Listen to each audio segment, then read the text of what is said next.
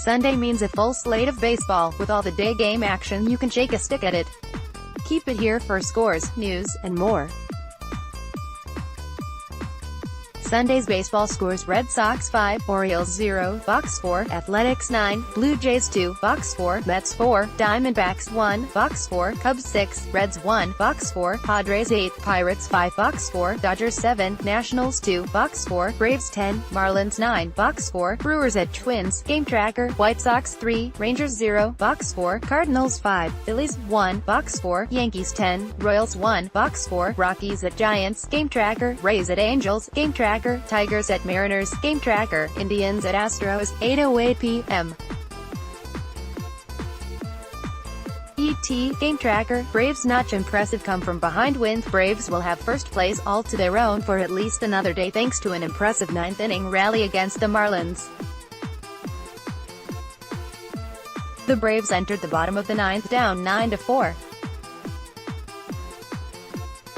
Yet Atlanta chipped away at the deficit, that despite Dansby Swanson beginning the half-inning with a strikeout. Ryan Flaherty walked, and later advanced to third on an Ozzie Albies single. Following a sacrifice fly, it appeared the Braves would lose by a 9-5 final. But nope, that's not how it worked out. Instead, Freddie Freeman reached on an infield single that scored a run. Nick Markakis then hit a single of his own, plating Freeman to make it 9-7. Freeman had advanced on defensive indifference. The Marlins then went to the bullpen, bringing in Teran Guerrero to replace Brad Ziegler. Didn't matter. Tyler Flowers walked before Kurt Suzuki made it a one-run game with a single of his own. Following a Johan Camargo walk, it was all about to Swanson, who, again, had started off the bottom of the ninth with a K. This time he delivered with a single, driving in the tying and winning runs and capping a miserable day for the Fish. The Braves are now 28-17 on the season. Martinez ties Betts for HR lead, makes history. JD Martinez entered Sunday 2 home runs behind teammate Mookie Betts for the most home runs in the game. That changed in a hurry, as Martinez teed off twice against the Orioles, pulling him into a tie for first place with Betts.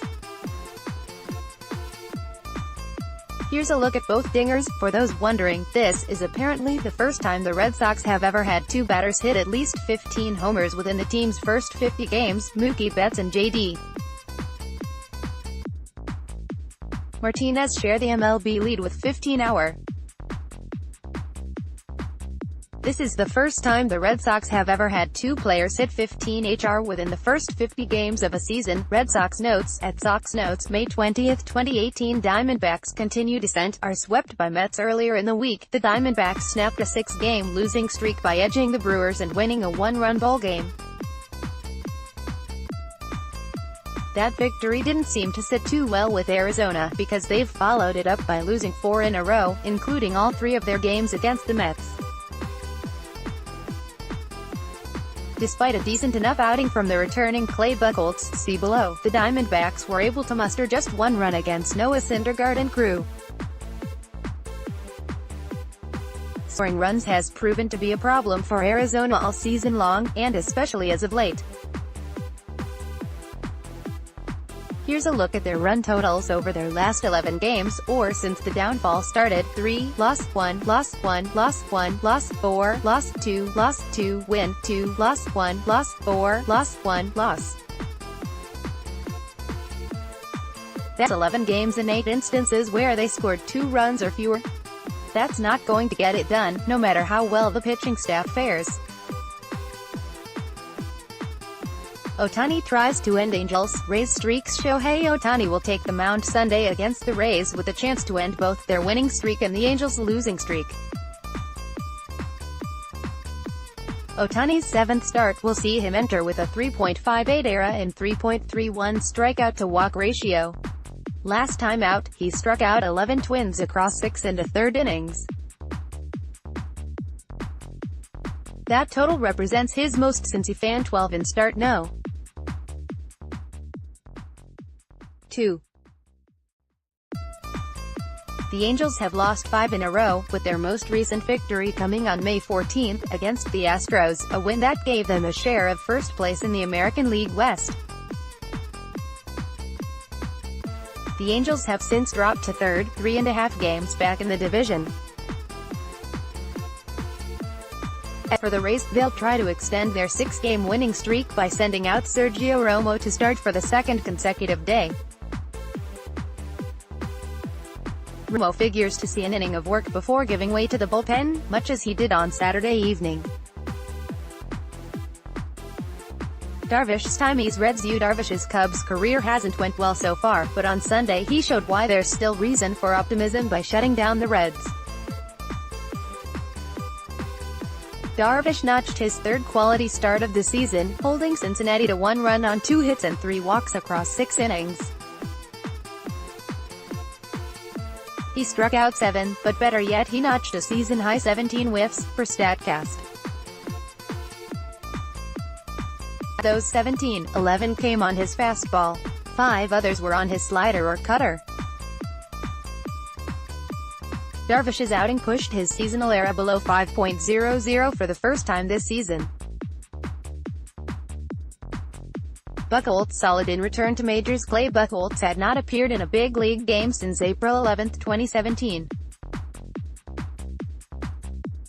That changed on Sunday, when he started for the Diamondbacks against the Mets.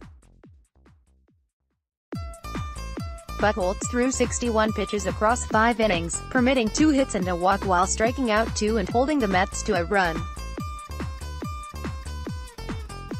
He generated 6 swings and misses on the afternoon, with 4 of those coming on his changeup.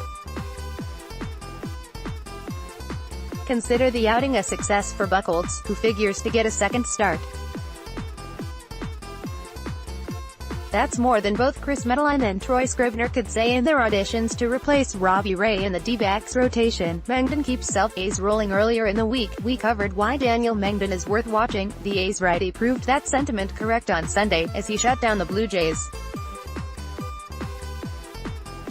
Though Mengden struck out just 2 batters, he pushed his streak of allowing 2 runs or fewer to 4 consecutive outings by tossing 7 shutout frames. The A's have now won 4 in a row, and 6 of their last 7. Those stretches have pulled the A's to within 4 games of first place in the AL West. The A's will move into a tie for third place with an Angels loss. Potential ALCS preview concludes the Indians and Astros, the last 2 teams to win the AL pennant, will end their 3-game series on Sunday night. Fittingly, the contest will serve as the rubber game in the series, with the Astros taking Friday's contest before dropping Saturday's. Cleveland will start Carlos Carrasco, who enters with a 126 ERA and 4.38 strikeout-to-walk ratio.